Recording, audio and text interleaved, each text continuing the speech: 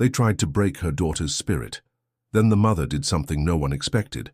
Welcome back and enjoy the story. In the picturesque coastal town of Porto Azul, where the Atlantic breeze carried both salt and secrets, 58-year-old Felisa Montero's life followed a predictable rhythm. Her days flowed in quiet routines, morning prayers, afternoon gardening, and evenings spent with her worn collection of Portuguese poetry. The widow had long ago accepted her place in the shadows, a supporting character in other people's stories. But fate has a way of rewriting the most settled narratives, and Felisa's transformation began on a Tuesday afternoon when the skies opened up with a sudden, violent storm that mirrored the turmoil she was about to discover within her own home. The rain lashed against the blue-tiled roof of Felisa's modest cottage as she hurried inside, arms laden with groceries for the week. The sound of muffled sobbing stopped her cold in the narrow hallway. Following the heartbreaking sounds, she found her daughter in the kitchen, hunched over the table where they had shared thousands of meals. Tagina, once vibrant and unstoppable, sat with her shoulders collapsed inward, her professional attire rumpled, her face buried in her hands. "My," Togina whispered when she felt her mother's presence, using the Portuguese term of endearment. Her voice cracked with emotion. "I can't do this anymore." Felisa set down her shopping bags, rainwater still dripping from her grey-streaked hair onto the terracotta tiles. She moved slowly, her arthritic hands reaching for her daughter's shoulders. At 32, Togina Montero had been the pride of Porto Azul 6 months earlier, when she was appointed manager of the Hotel Maresia, the crown jewel of their coastal community. The position had seemed the culmination of everything she had worked toward since completing her hospitality degree. "Tell me," Felisa said, her voice soft but firm, and so it came pouring out, a torrent of humiliations and sabotage. The hotel's board of directors, 7 men who had controlled Porto Azul's tourism industry for decades, had apparently never intended for Togina to succeed. They questioned every decision, from staffing to menu changes. They took credit for her innovative marketing ideas when they worked. They blamed her publicly when occupancy dipped during the shoulder season, though it was still higher than previous years. "Yesterday I overheard Mr. Coelho tell a supplier that I was a temporary experiment, and they'd have a real manager soon enough." Togina's voice hardened with anger, then crumbled again. "Maybe they're right. Maybe I should just resign, before they fire me."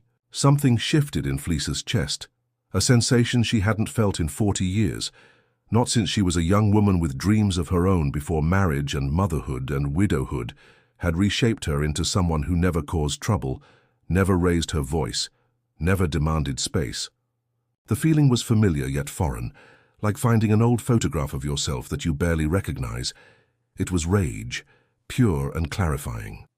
"Not this time," Felisa said, her voice so quiet that Togina looked up in surprise. "They will not break you the way this town broke me." Togina blinked through her tears, confusion replacing despair on her face. Her mother had always counseled patience, acceptance, making the best of difficult circumstances. The woman standing before her now, with rainwater dripping from her silver-streaked dark hair and fire in her eyes, seemed transformed. "What do you mean, Mai?" Felisa straightened her shoulders, feeling vertebrae pop as she stood to her full height. Not particularly impressive at 5'2", but suddenly she felt taller than she had in decades. "I mean, we fight," she said simply. "Not their way, with their shouting and threats. We fight our way. Smart, patient, unexpected." Togina wiped her tears, a flicker of her old determination returning.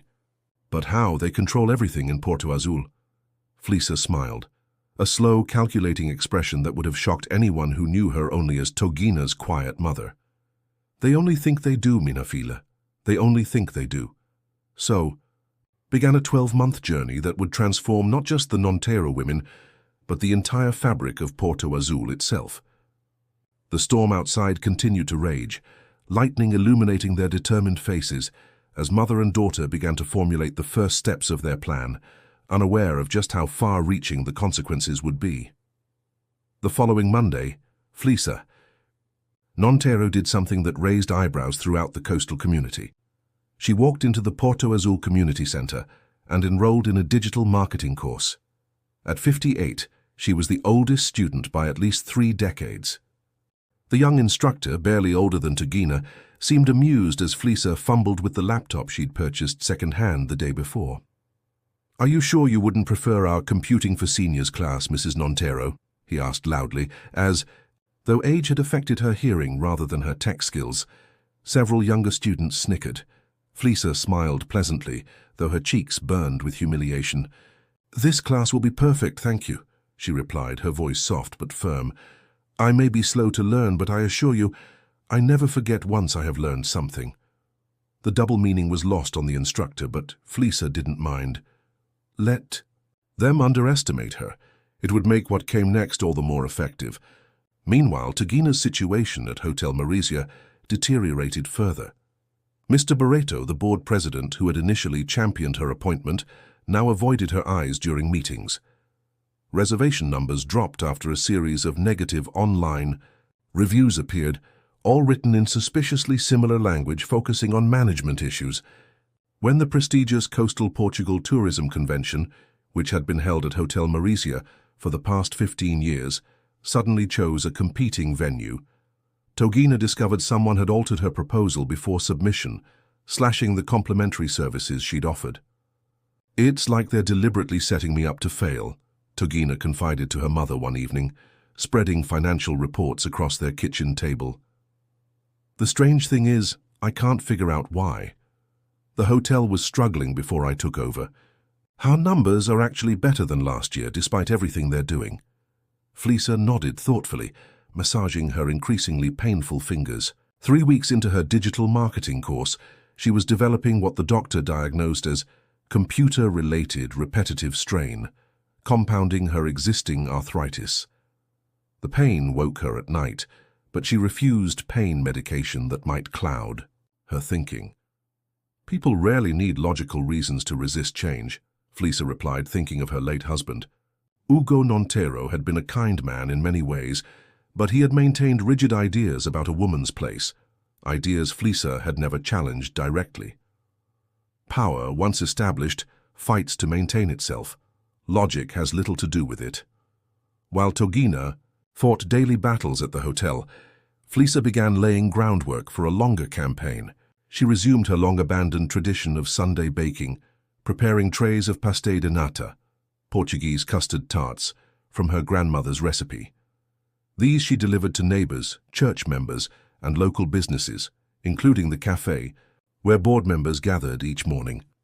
"Just like my grandmother made," she would say, leaving the treats with a humble smile. And then, with perfect timing, "How is business these days? My Tugina works so hard at the hotel, but I hear tourism is down all over Porto Azul." The innocuous question, coming from a harmless widow bearing delicious pastries, loosened tongues. Over weeks, Fleecer collected fragments of information. Which board members were financially overextended, which ones harbored political ambitions, which marriages were strained. She tucked away each piece of intelligence like a squirrel, storing nuts for winter, never revealing her purpose. If you are enjoying the story, type 5 in the comments and subscribe for more videos like this. If not, type 0. It helps me create even better content for you. Continuing. 3 months into their quiet resistance campaign, Fleecer made a discovery that changed everything. While helping clean Tugina's small apartment, an excuse to discuss strategy away from potentially gossipy neighbors, she found documentation Tugina had never seen. Hidden in a misfiled folder were loan papers revealing Hotel Maresia's precarious financial position. The prestigious establishment had been secretly mortgaged to cover gambling debts incurred by Mr. Duarte, the board's treasurer. "This explains so much," Tugina whispered, scanning the documents with widening eyes. "They're not just undermining me for the sake of it. They're terrified I'll discover the financial mess they've created." "Knowledge is power," Fleecer replied, her mind already calculating how this information might be leveraged. But using it requires perfect timing. Perfect timing arrived unexpectedly the following week. The hotel's renowned chef, Manuel Silveira, threatened to resign after board members criticized his seasonal menu changes, without consulting Tagina. When she intervened, defending both his creative authority and the proper chain of command, she expected further backlash from the board. Instead, she discovered unexpected allies. The kitchen staff organized a letter of support, Tagina told her mother that evening, her voice tinged with hope for the first time in months. Not just for Chef Manuel, but for me. And they've started telling me about inappropriate behavior from certain board members during private events. Fleeca nodded, adding this new information to her mental dossier. The people who work with their hands often see the truth more clearly than those who work only with money. This is good. We're no longer alone. While Tagina cultivated these new relationships within the hotel, Fleeca's digital marketing skills progressed from abysmal to adequate. Despite arthritis that now required her to wear compression gloves during class, she mastered the basics of social media platforms, content creation, and, most importantly, anonymous blogging. Under the pseudonym A Voz do Mar, the voice of the sea, Fleeca launched a blog highlighting successful female business leaders across Portugal. Each profile subtly paralleled Tagina's situation, emphasizing how these women overcame systematic opposition from entrenched male hierarchies. Without naming names, she included anecdotes that Porto Azul residents would recognize, instances where Tagina's ideas had succeeded despite sabotage. The blog quickly gained traction among local women who recognized their own experiences in these stories. What began as a handful of readers grew to hundreds, then thousands, as women shared the content across their own networks. The soft-spoken widow had become an underground digital influencer, while maintaining her public persona as a harmless, somewhat pitiable figure who brought pastries to community events. "Your mother seems to be taking an interest in the community." "Again?" Mr. Coelho commented to Tagina during a board meeting, his tone suggesting this was charming but irrelevant. "It's good to see her finding purpose after all these years alone." Tagina merely smiled, having learned to mask her reactions. "Yes, she's discovering new interests. It's never too late to grow, is it?" As summer arrived, bringing the crucial high tourism season, Porto Azul buzzed with activity and with gossip about Hotel Marisia. Despite the board's interference, Tagina had managed to implement several subtle improvements, restoring traditional Portuguese elements to guest rooms that previous management had modernized into blandness, reviving historical walking tours of the property led by local elders, and introducing a breakfast menu featuring regional specialties sourced from local producers. What's more, she approached the hotel's financial precariousness with shrewdness, finding ways to reduce expenses without sacrificing quality. She renegotiated vendor contracts, implemented energy-saving measures that also enhanced ambiance, like replacing harsh overhead lighting with more atmospheric options, and created package experiences that attracted visitors during traditionally slower periods. Just as summer bookings began trending upward, disaster struck. A series of pipes in the hotel's west wing burst during a peak weekend, flooding several premium suites. Though hotel staff responded admirably under Tagina's direction, minimizing guest disruption, the board seized the opportunity to place blame. "This is exactly why maintenance decisions should remain with the board," Mr. Barreto declared during an emergency meeting, conveniently ignoring that Tagina had requested approval for plumbing updates months earlier, approval the board had denied as unnecessary expense. Who will ultimately triumph in this battle of wills? The powerful board determined to maintain control, or the mother-daughter duo armed with truth and growing community support? The winds of change are blowing through Porto Azul, and nothing will ever be the same. Exhausted and demoralized after the emergency meeting, Tagina found unexpected comfort from Lisette, the hotel's head of housekeeping for over 20 years. "They did the same to the manager before you," Lisette confided, helping Tagina organize emergency accommodations for displaced guests. "The difference is, you're fighting back, and you're not fighting alone." Fleeca's campaign entered a new phase 5 months into their quiet revolution. Using skills from her now-completed digital marketing course, she orchestrated what would become known throughout Porto Azul as the Heritage Campaign. Without revealing her connection, she highlighted Hotel Maurecia's authentic Portuguese character that had been enhanced under Tugina's management, focusing on the hotel's traditional elements that appealed to an international audience seeking authentic experiences rather than generic luxury. Flisa's carefully crafted content began appearing across platforms frequented by travel enthusiasts. She featured quotes from satisfied guests, historical anecdotes about the property, and tantalizing glimpses of Chef Manuel's Portuguese-inspired cuisine. The campaign caught the attention of Viagens e Saberes, a prestigious travel magazine with international circulation.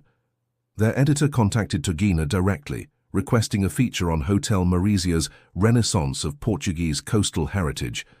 The board, initially suspicious, couldn't deny the marketing potential of such coverage. "So you seem to have stumbled onto a profitable angle," Mr. Duarte told Tugina during the next board meeting, his tone suggesting this success was either accidental or temporary. "We'll allow the magazine feature, though we'll need to review all materials before publication." Tugina maintained her composure, though she longed to point out that occupancy rates had increased 15% since she'd implemented her Portuguese Renaissance approach. Instead, she simply nodded. "Of course, I'm sure your input will be valuable." Just as momentum seemed to shift in Tugina's favor, catastrophe struck. After weeks of unexplained fatigue and recurring fevers, she collapsed during a staff meeting. Doctors diagnosed her with a severe autoimmune condition requiring immediate treatment and complete rest. The illness forced her to take a medical leave of absence, an absence the board filled within hours by appointing Mr. Coelho's nephew as interim manager. "We've been preparing for contingencies," Mr. Barreto informed her by phone while she lay in her hospital bed. "Young Rafael has been shadowing hotel operations for months as part of his business education. He'll maintain basic functions until you're well enough to return, if that's what you still want, of course." The implication was clear. They'd been waiting for any opportunity to push her out, and her illness provided the perfect excuse. What they hadn't counted on was Flisa Nontero's response to seeing her daughter in a hospital bed, attached to IV medications that left her weak and nauseated. "This ends now," Flisa declared, her voice so cold that Tugina barely recognized her mother. "They've moved from undermining your career to threatening your health. No more gentle tactics." During Tugina's 6-week medical leave, several developments unfolded. Rafael Coelho, despite his uncle's support, proved spectacularly unqualified for hotel management. Staff loyalty to Tugina manifested in subtle resistance, nothing that could justify termination, but enough to ensure the interim manager floundered. Reservations were mysteriously misplaced. Supply orders were delayed. Small but crucial details of daily operations were forgotten until problems arose. Meanwhile, Tugina received a steady stream of visitors, not just family friends, but hotel employees who shared detailed accounts of the chaos unfolding in her absence. More significantly, several female employees revealed their own experiences of discrimination and undermining tactics under previous management. "We never said anything because we needed our jobs," confessed Carolina, the events coordinator, who had worked at Hotel Maurecia for 15 years. "But watching how they're treating you, it's like seeing our own stories all over again." These testimonies, documented meticulously during Tugina's recovery, formed the foundation of a dossier that grew thicker each day. While her body fought to heal, her mind remained razor-sharp, identifying patterns and vulnerabilities in the board's behavior that she'd previously missed while exhausted from daily battles. Flisa pursued her own strategy during her daughter's convalescence. She expanded her social circle to include Teresa Barreto, wife of the board president, by volunteering for the church's charitable committee. Over weekly meetings planning community outreach, Flisa wove subtle conversations about legacy, reputation, and family values. "It's what we leave behind that matters most," she observed during one session, helping Teresa arrange donation baskets. "Not the money or position, but how our family name is remembered in the community. Don't you agree?" Teresa, a woman who prided herself on her family's standing in Porto Azul, nodded emphatically. "Absolutely. Antonio feels the same way. He's always saying our reputation is worth more than any business success. How fortunate that his work at Hotel Maresia allows him to demonstrate those values so publicly, Fleisa replied, her tone innocent while her words planted seeds of doubt. Such a visible position makes one's character transparent to the entire community. These seemingly innocent conversations continued for weeks, gradually shifting Teresa's perception of her husband's activities. When Antonio began bringing his work frustrations home more frequently, complaining about staff insubordination under the interim manager, Teresa viewed these rants through a newly critical lens. By month 8 of their campaign, with Togina preparing to return to work, Fleisa arranged another strategic maneuver. She reconnected with Victor Bragança, her late husband's oldest friend, and a respected business consultant now based in Lisbon. After listening to carefully edited details of Togina's situation, Victor agreed to conduct an anonymous operational audit of Hotel Maresia, ostensibly as research for a hospitality industry publication. As a favor to Hugo's memory, he assured Fleisa, unaware of how deliberately she had played on his sentimentality. I'll ensure it's completely objective, of course. The resulting report identified significant operational improvements under Togina's management compared to previous years. It specifically praised innovations that had preserved authentic cultural elements while modernizing service standards, the precise balance needed for Portugal's evolving tourism market. Fleisa ensured this subjective validation circulated among Porto Azul's most influential residents, the mayor, the parish priest, prominent business owners, and the editor of the local newspaper. She distributed copies with anonymous notes, suggesting that concerned citizens should be aware of the hotel's importance to local economic health. What happened next in this seaside struggle for power? Will the board's schemes continue to endanger everything Togina has worked for? Or will Fleisa's behind-the-scenes campaign finally break their stranglehold on the hotel and the community? As autumn painted Porto Azul in gold and crimson, Togina returned to Hotel Maresia. Though still physically weakened, her 3-month absence had provided crucial perspective. She arrived to find the interim manager had already resigned, citing hostile working conditions, a development that surprised no one except perhaps his uncle on the board. The staff welcomed her with a small celebration in the kitchen, organized by Chef Manuel. "The heart of the hotel kept beating for you," he told her, presenting a cake decorated with the maritime motifs she had introduced to the hotel's branding. This warm reception contrasted sharply with the emergency board meeting called for the following morning. Togina entered the boardroom knowing 3 crucial facts her mother had uncovered. The hotel's mortgage was now under review by banking regulators. Occupancy had dropped nearly 30% under Rafael's management, and the Coastal Portugal Tourism Convention was reconsidering Hotel Maresia for their annual event, if management stability could be guaranteed. Armed with this knowledge and the detailed dossier compiled during her recovery, Togina presented a comprehensive recovery plan that addressed both immediate concerns and long-term sustainability. She spoke with unprecedented directness, making it clear she understood exactly what had been happening in her absence and before.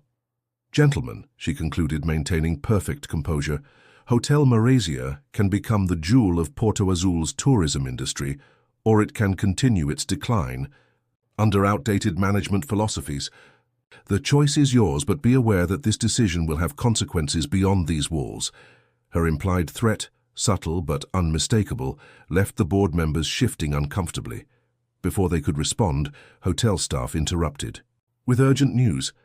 A prominent travel blogger with millions of followers had just checked in and was live-streaming his first impressions of the property.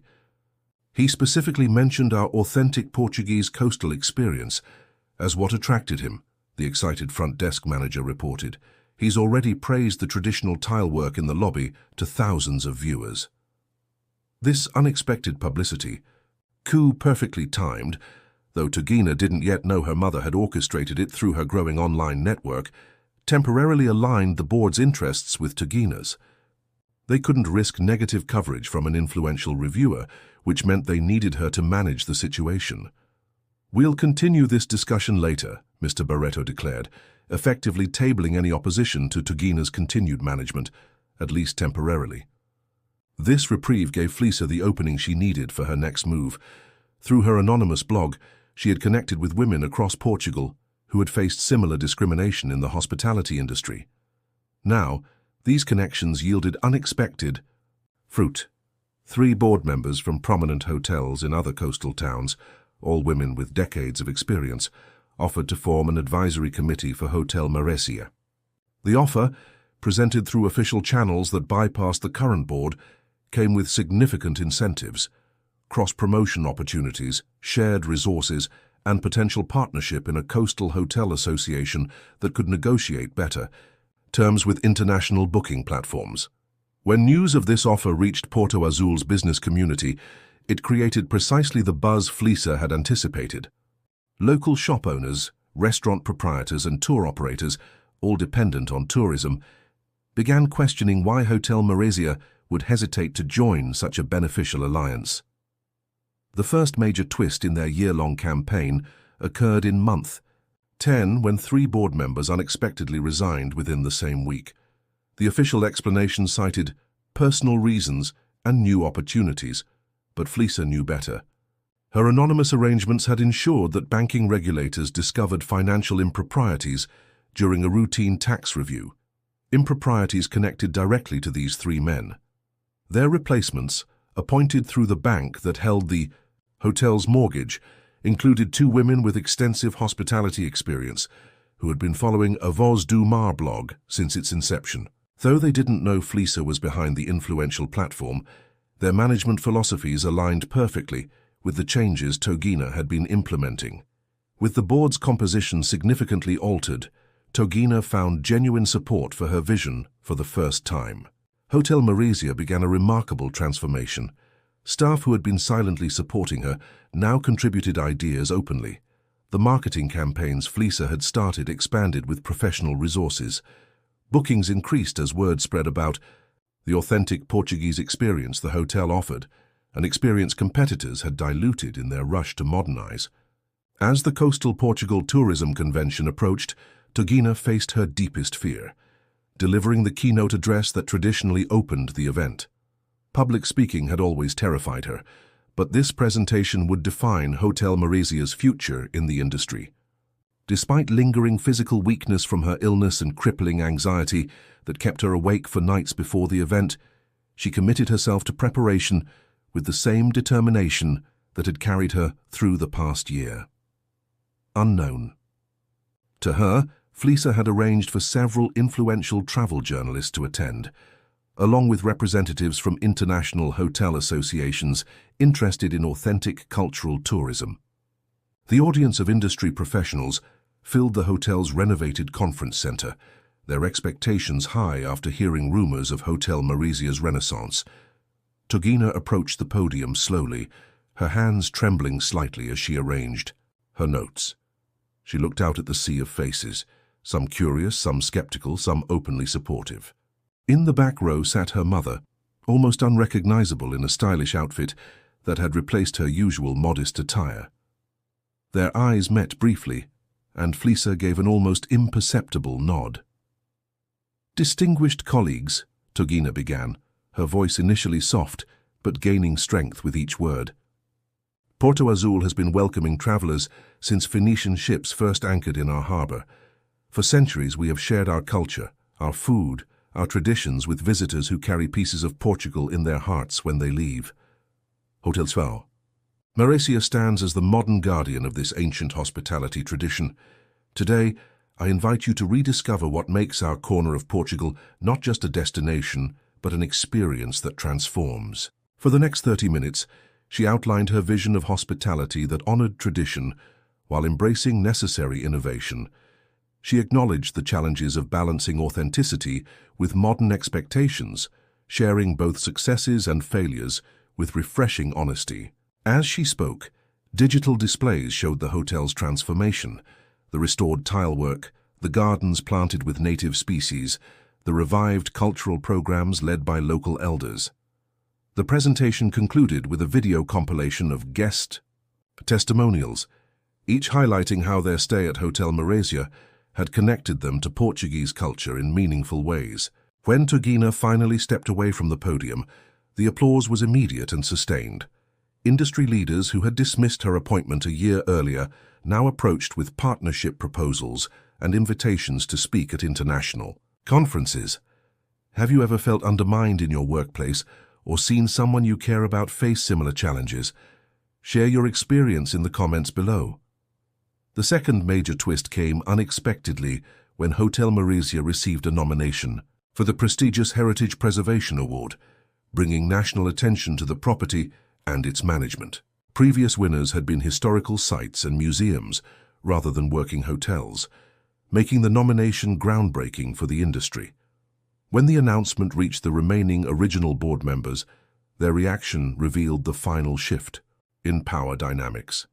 Seeing potential glory and valuable publicity, they temporarily aligned behind Tugina's leadership, claiming they had always supported her vision despite overwhelming evidence to the contrary. What they didn't realize was that Fleisa had meticulously documented their past attempts to sabotage her daughter, documentation now securely backed up and shared with trusted allies throughout the community and industry. The board's sudden support, while pragmatically useful, fooled no one who had witnessed the past year's struggles. As winter descended on Porto Azul, bringing the quieter tourism season that coastal towns always dreaded, Hotel Maurícia maintained steady occupancy thanks to new cultural weekend packages targeting domestic Portuguese travelers. The hotel had become a case study in successfully blending heritage preservation with financial sustainability, attracting attention from hospitality schools and industry publications. This success should have felt like vindication for Tugina, yet something still felt unresolved. The public narrative had shifted in her favor, but the deeper wounds inflicted by months of gaslighting and undermining tactics hadn't fully healed. More troubling was her growing awareness that her experience wasn't unique. Countless women in Porto Azul and beyond faced similar opposition when they dared to claim professional authority. "It's not enough just to win for ourselves," she told her mother during one of their strategy sessions, now held openly in Fleisa's garden rather than in secretive whispers. "Nothing will really change if the system remains intact for the next woman who steps into a leadership role." Fleisa, her hands less painful now that she balanced computer work with gardening and traditional crafts, nodded in agreement. "Perhaps it's time to step fully into the light, minha filha." The third and most significant twist occurred during the annual holiday fundraiser hosted by Hotel Maurícia for local children's charities. The event had always been well attended by Porto Azul's prominent families, but this year's gathering drew record attendance, including regional press and representatives from the tourism ministry, all drawn by the hotel's growing reputation. During the evening's proceedings, after the charity auction, and before the traditional fado performance, Fleisa Monteiro requested a moment to address the gathering. Those who knew her only as Tugina's quiet mother or poor Hugo's widow exchanged confused glances as she took the microphone, her posture straight and confident in a way few had ever seen. "For 40 years, she began, her voice clear in the hushed ballroom, "I have been known in Porto Azul as someone's wife, someone's mother, someone who brings pastries to church functions. Tonight, I would like to introduce myself properly. I am Fleisa Monteiro.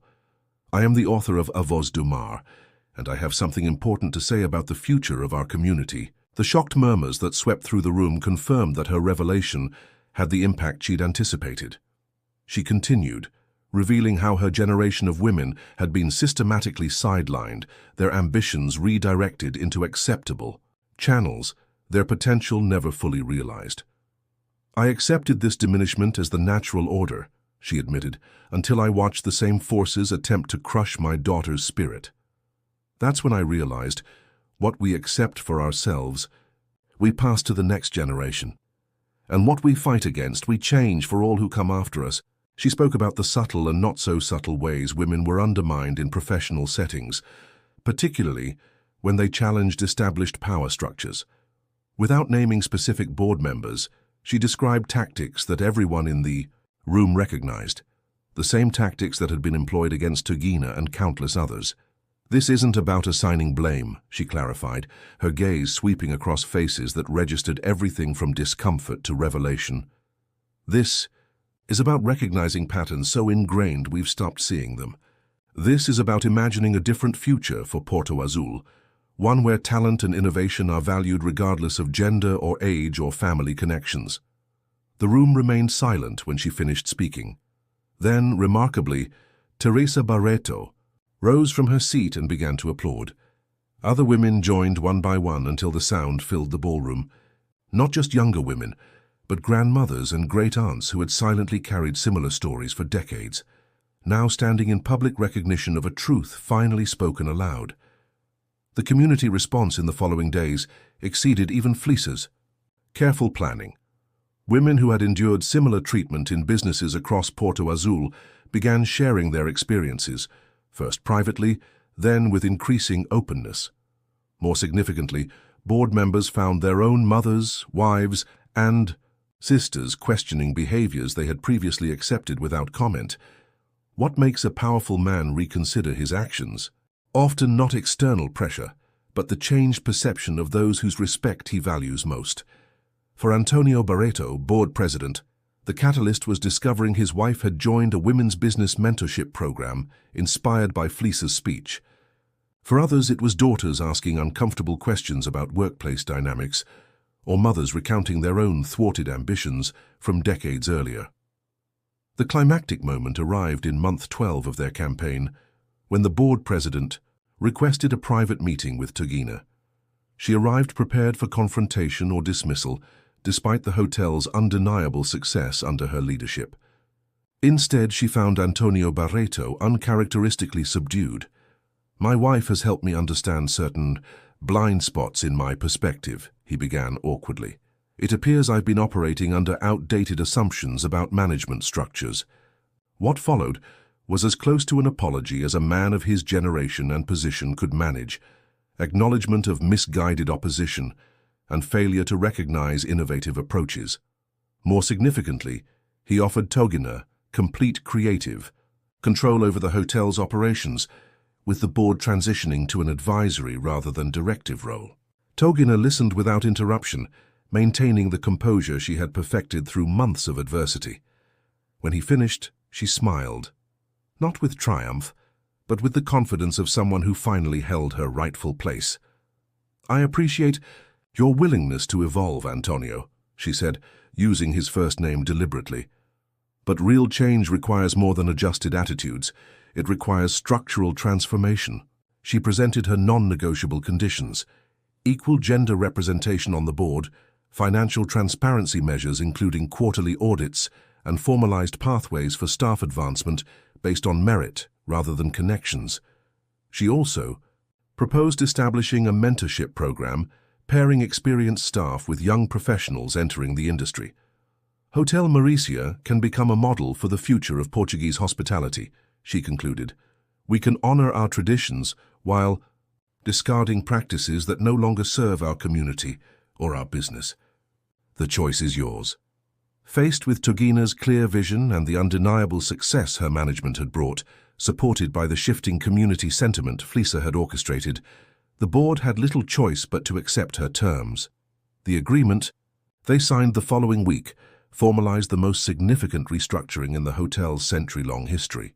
The story culminated with Hotel Mauricia hosting a celebration of local women entrepreneurs, featuring traditional crafts and culinary arts that had once been dismissed as women's work, but now represented authentic cultural experiences visitors would pay premium prices to enjoy. The event, held in the hotel's gardens overlooking the Atlantic, symbolized the integration of past and future that had become Hotel Mauricia's signature approach. Fleeca, no longer operating in the shadows, launched the mentorship program she and Togina had envisioned, pairing experienced women with young professionals navigating industries still dominated by entrenched power structures. Her digital platform expanded to connect women across Portugal, creating networks of support and opportunity that transcended individual communities. As mother and daughter stood together at the celebration, watching sunset paint the ocean in shades of gold and rose, Togina realized their relationship had transformed. No longer just mother and daughter, they had become powerful allies who understood that changing hearts required both wisdom and courage. "I never knew this side of you existed," Togina admitted, taking her mother's hand. The same hands that had typed through arthritis pain, baked strategic pastries, and gradually rewoven the social fabric of Porto Azul. Felisa smiled, watching. Younger women cluster around a display of traditional lace-making, being demonstrated by an octogenarian whose skills had nearly been lost to time. "It was always there," she replied softly. "I was waiting for the moment when it was needed most. Sometimes our strength sleeps until someone we love is threatened." They stood in comfortable silence, watching their community transform in real time, old hierarchies giving way to new collaborations, traditional skills finding modern applications, different generations recognizing value in each other's perspectives. "It's never too late," Felisa mused as much to herself as to her daughter. "That's what I want everyone to understand. It's never too late to become the person you were meant to be." The golden light caught the silver in Felisa's hair, transforming it into a crown of achievement. Togina realized then that her mother's quiet strength had never been absence. It had been patient strategy, waiting for the perfect moment to emerge. In the weeks that followed, Hotel Mauresia became a living case study in balanced progress. The reconstructed board, now including 4 women whose expertise ranged from international marketing to architectural preservation, brought fresh perspectives that enriched rather than erased the hotel's traditions. Financial transparency measures revealed opportunities for sustainable growth that benefited not just the hotel but the entire community. Most remarkably, the men who had initially opposed Togina's leadership now found themselves valued for their genuine contributions while being held accountable for their actions. Some adapted admirably, discovering that sharing power actually reduced their stress and increased their effectiveness. Others struggled but remained because the hotel's success benefited their own interests. A few departed, unwilling to navigate this new landscape of mutual respect and collaborative leadership. The point was never to simply reverse the power imbalance, Felisa explained to a journalist who came to profile the hotel's transformation. That would just perpetuate the same broken system with different people at the top. Our goal was to create something entirely new, a model that values every contribution and recognizes that tradition and innovation need not be enemies. As winter gave way to spring, bringing Porto Azul's next tourism cycle, Hotel Mauresia welcomed guests to an establishment transformed not just physically but philosophically. The heritage that had once been treated as decorative background now formed the heart of the guest experience. Local artisans whose crafts had been dismissed as quaint souvenirs now taught workshops that consistently sold out. Elders whose stories had been ignored now led the hotel's most popular cultural experiences, sharing the living history of Portugal's maritime traditions. For Togina, who now moved through the hotel's spaces with deserved confidence, the most profound change was internal. The constant anxiety and self-doubt that had plagued her early management days had transformed into measured self-assurance. She had learned when to stand firm, when to compromise, and, most importantly, how to distinguish between the two. "You've become the leader Porto Azul needed," Felisa told her daughter, as they walked along the cliffs overlooking the Atlantic one evening. "Not because you conquered your enemies, but because you created allies where there were none." Togina smiled, watching seabirds wheel against the darkening sky. "I had an excellent teacher." "We all did," Felisa replied. "Adversity teaches what comfort never can, if we're willing to learn its lessons."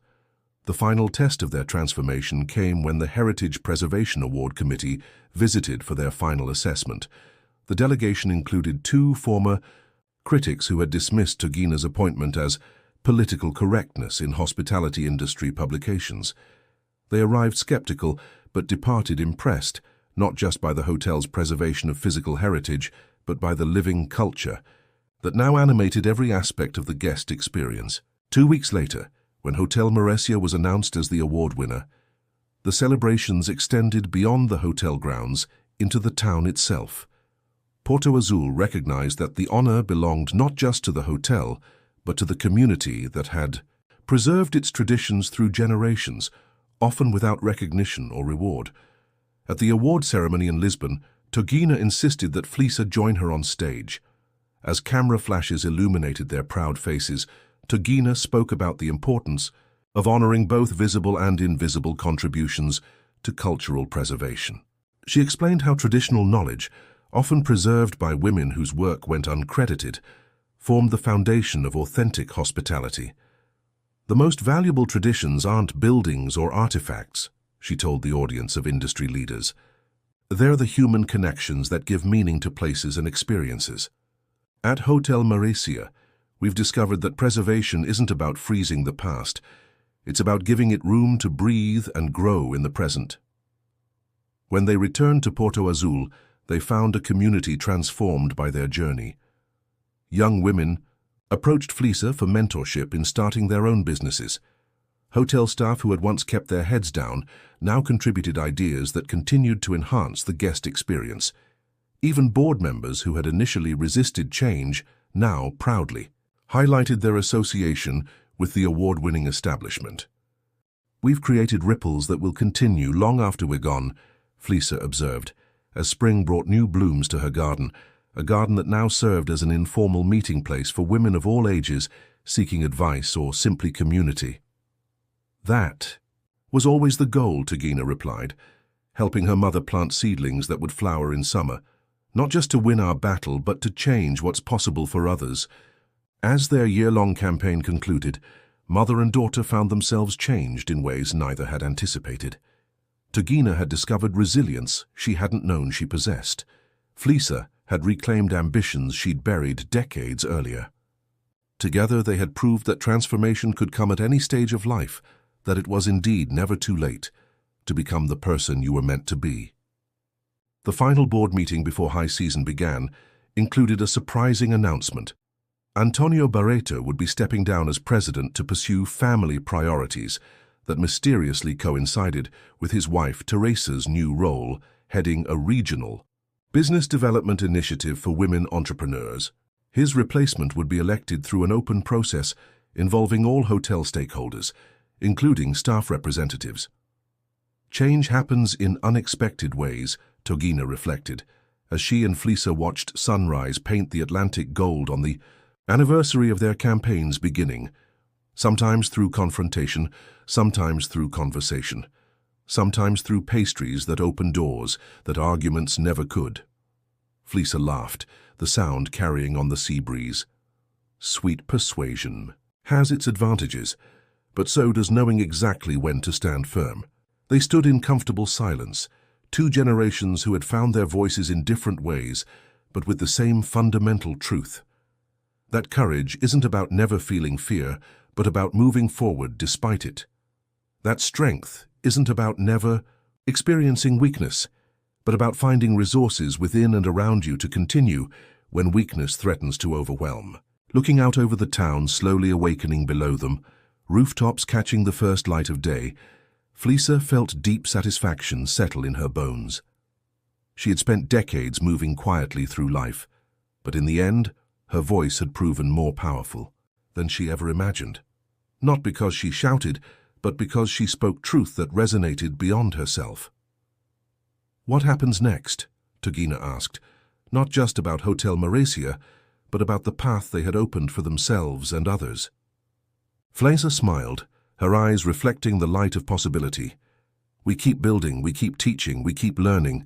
The story never really ends, minha filha. It just turns the page to a new chapter."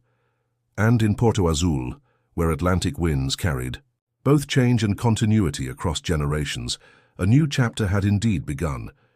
One written not by single authors, but by a community discovering its collective voice, its shared potential, its common future. A story still unfolding, still surprising, its characters with possibilities they were only beginning to imagine. That evening, as stars appeared over the ocean, Fleisa updated her blog, no longer anonymous, now a recognized voice in Portugal's conversation about leadership and tradition. Her final post of the campaign year concluded with words that would be quoted in business schools and women's circles throughout the country. "Power that must diminish others to maintain itself will always be fragile. True strength creates space for more strength to emerge. True leadership nurtures more leaders, and true tradition honors its roots by allowing new branches to grow toward the light. Throughout Porto Azul, in homes and businesses, and along the harbor where fishing boats bobbed in evening tides, people read these words and recognized their truth, not because they were revolutionary, but because they articulated something many had felt but never named, that the future belongs to those who can honor the past without being imprisoned by it. For Flisa and Togina Nontero, mother and daughter, transformed into architects of change, this understanding had become their compass. Whatever challenges tomorrow might bring, they would face them together, with wisdom, with patience, and with the unshakable conviction that sometimes the quietest voice can start the most powerful revolution. Congratulations. Type 9 in the comments so that I know you stayed until the end with me. Thank you for watching, and until tomorrow's story on this same channel.